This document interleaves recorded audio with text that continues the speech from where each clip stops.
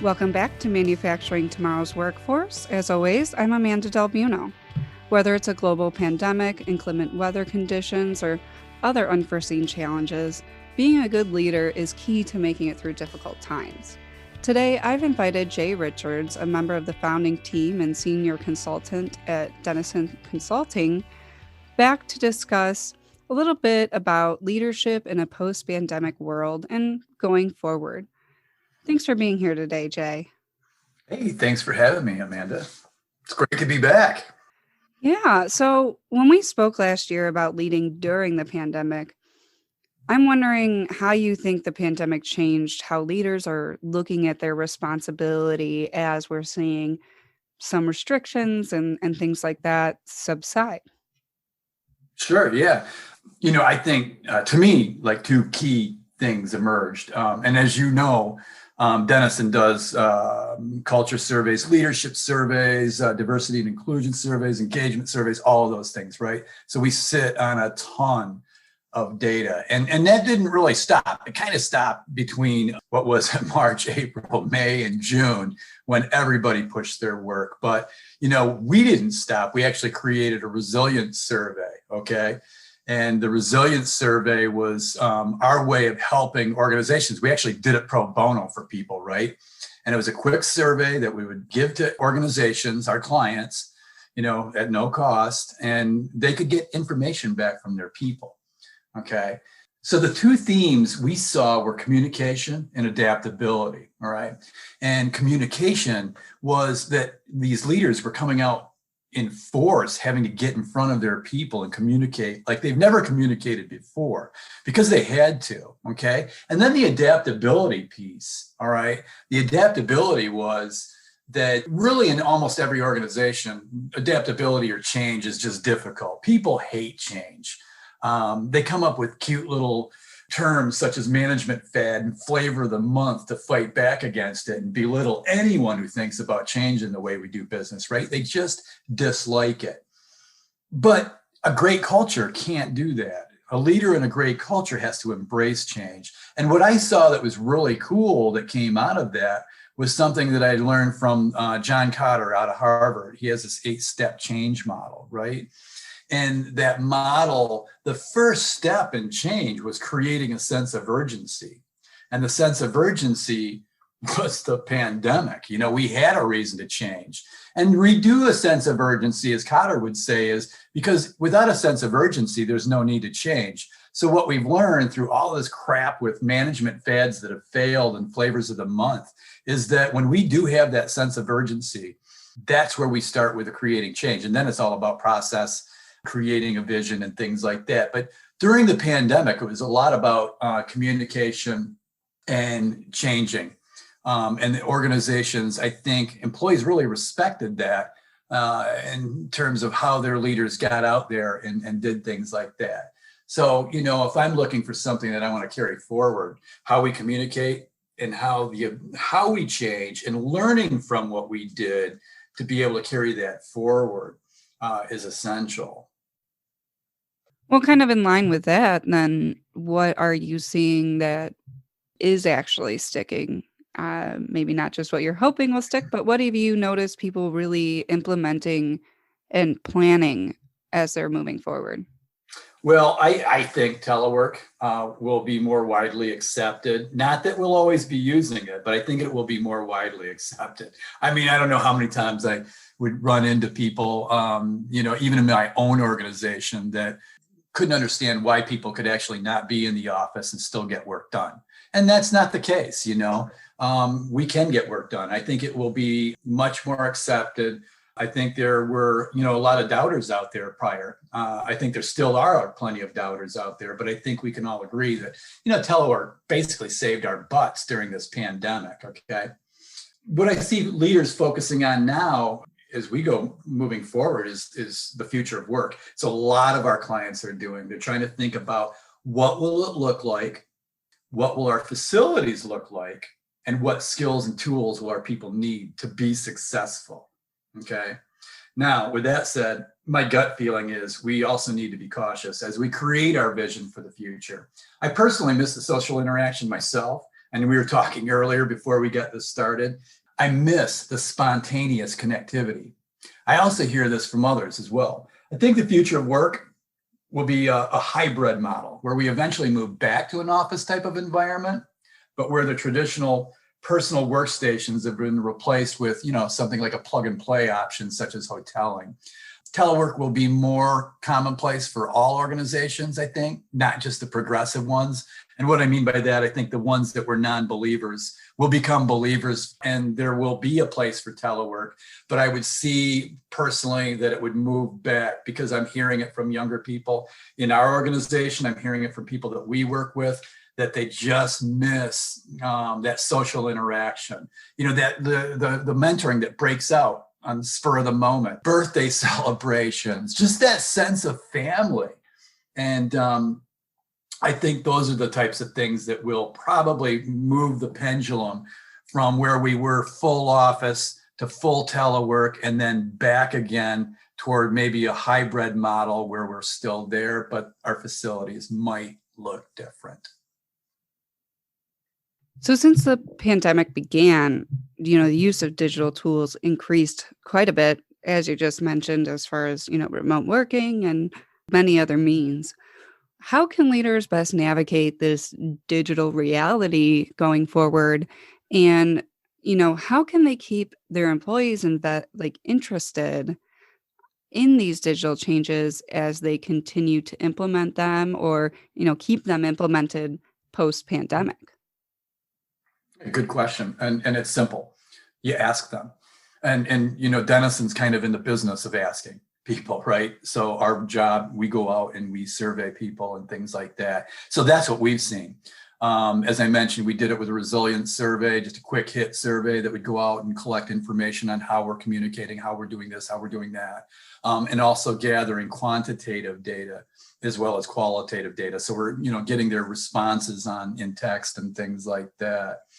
And so I think that's how you do it. You got to stay connected with people. And I'm working with an organization right now on a whole future of work program that they're doing. And this is a large organization with tens of thousands of employees. So we're doing like over 100 focus groups with employees. We're doing all senior leader one-on-one interviews. And we're just asking, what is it like? What do you need? What do the facilities need to look like? What type of skills do we need for the future?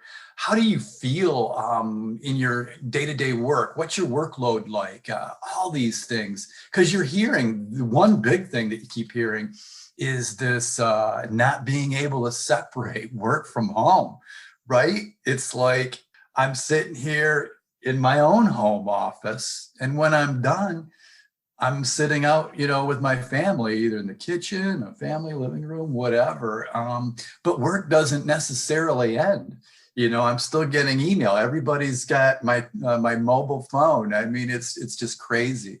To me, we just have to find out, what are they feeling? We've got to stay connected, both leaders and employees. And so basically, just keep your fingers on the pulse of the organization. And you do this by communicating, right? Communicating both ways. You're talking to people, listening, and things of that nature. Makes sense. Sometimes it's the simplest answer, just to ask people what they need. Oh, for sure. And honestly, I think that's the best way. Sometimes we think about that as too complicated. How will we address this? What will people think? And you can't make assumptions.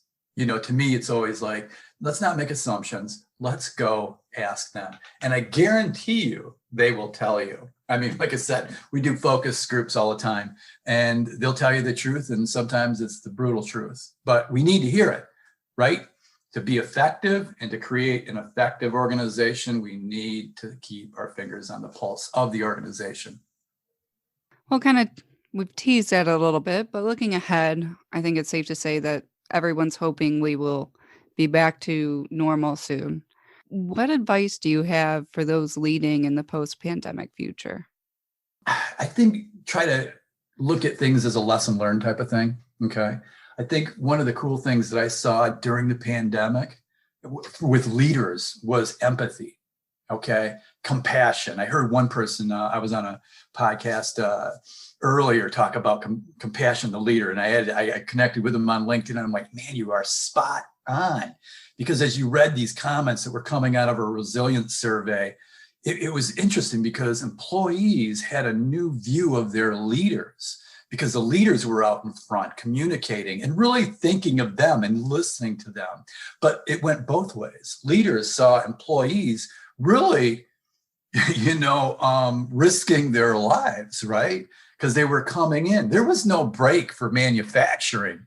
My son, just graduated from MSU, Michigan State University, got a job at a steel company right here in Michigan. There was no vaccine. There was no break. They were essential. They had to go in and do the things that kept the world moving forward, right?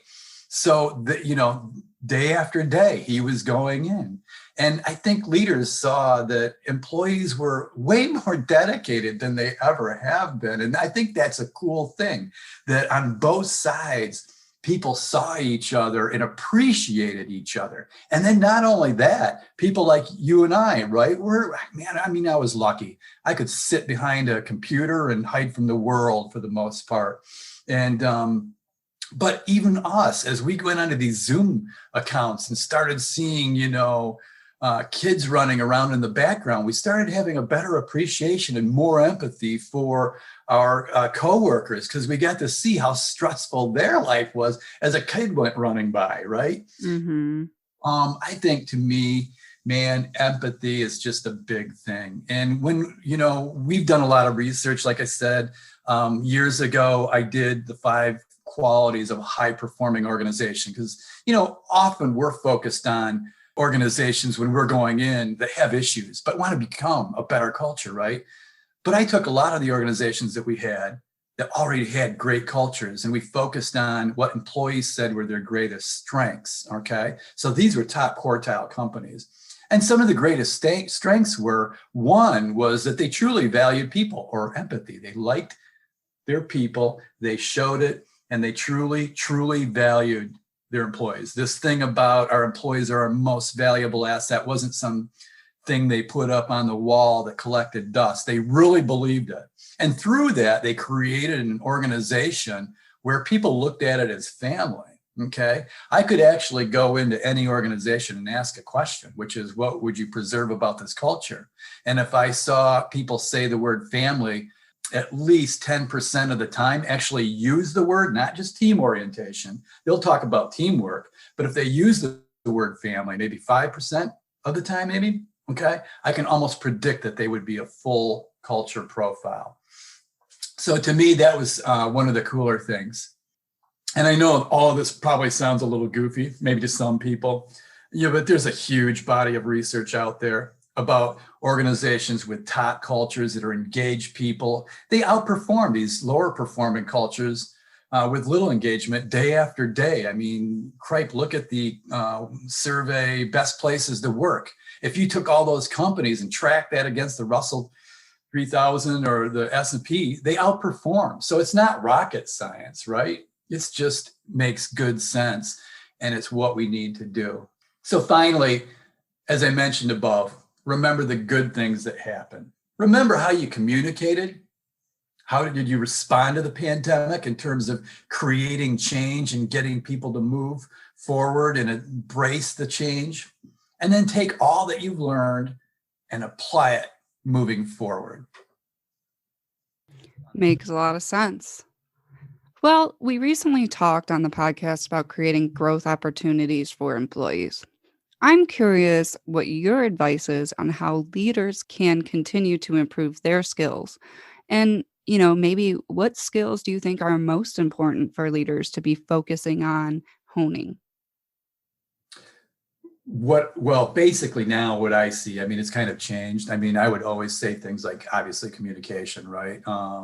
Leadership through respect. There's a whole host of things that I think need to be present for great leaders. But from a post-pandemic and an environment where we are working remotely, the biggest challenge for leaders is working with to keep people connected. Okay, now more than ever, You have to be better at staying connected with your employees while balancing their workload. What I mean by that is we need to understand boundaries. Employees are finding it harder to separate work life from home life. This means as a leader, you can't just assume everything is okay. You have to keep your fingers on the pulse of your people, which I mentioned earlier, right? So if you want to know what they're thinking, once again, you got to ask them. But you ask them by making sure that you're always at least having a check-in with people. I've got weekly check-ins that I do. I want to be careful because I also don't want to just keep throwing meetings at people, right?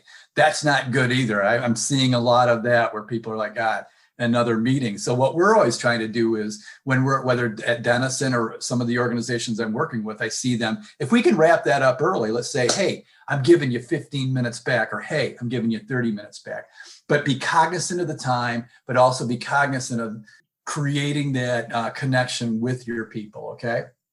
And also at the same time, as people feeling stressed about that workload, you might think, oh, no, they're working from home. They must have plenty of time on their hand. No, that's not always the case, right? Because heck, I'm taking calls, during the evening, I'm getting texts and emails during the, even the late hours, right? But we want to be aware of that. And the reason we want to be aware of that is always keep in mind turnover. Now, turnover has been pretty much on holiday during most of the pandemic, but it's starting to creep back in. But now with this remote thing, people have way more options than they used to, okay? It used to be, we would hire people right around the Ann Arbor area. We realized in the pandemic, we don't have to do that anymore. We've got some of our employees that are moving all over out to the West Coast, the central US. We just hired someone from Iowa. The world's our oyster now. We can hire from anywhere we want, and employees realize that. So as more options become available and more people, and we start moving back toward where we're getting back to whatever normal is going to look like, I think what you'll see is people will start taking off. So you want to stay connected, make sure you know how your employees are feeling, and you should be okay. So to wrap up, these are the skills I would focus on during this post-pandemic thing. Communication. You now know what good communication looks like, so apply it moving forward. Leading change. You had the biggest change process probably ever seen in the business world, right? You saw what happens. Look up John Kotter and the 8-step model, right? It starts with sense of urgency. We had that, but then we lay out vision, we communicate vision, we build strategy, we ingrain it in our culture, et cetera. We know what that looks like, use that moving forward. And then finally, empathy. We know our people are dedicated. We know that people will rise to the challenge in any situation. So communication, leading change, and empathy, those are the skills that I would use moving forward. Fantastic. Well, thank you again for coming back to share some of your insights and, really look at the future of leadership and future of work, I presume, it seems. Exactly. No, it's good. And I love your podcast. And it's great that you're out there doing, bringing people together, sharing ideas and sharing thoughts. And I hope anything that I mentioned today will be useful to people. But if not, I'm sorry.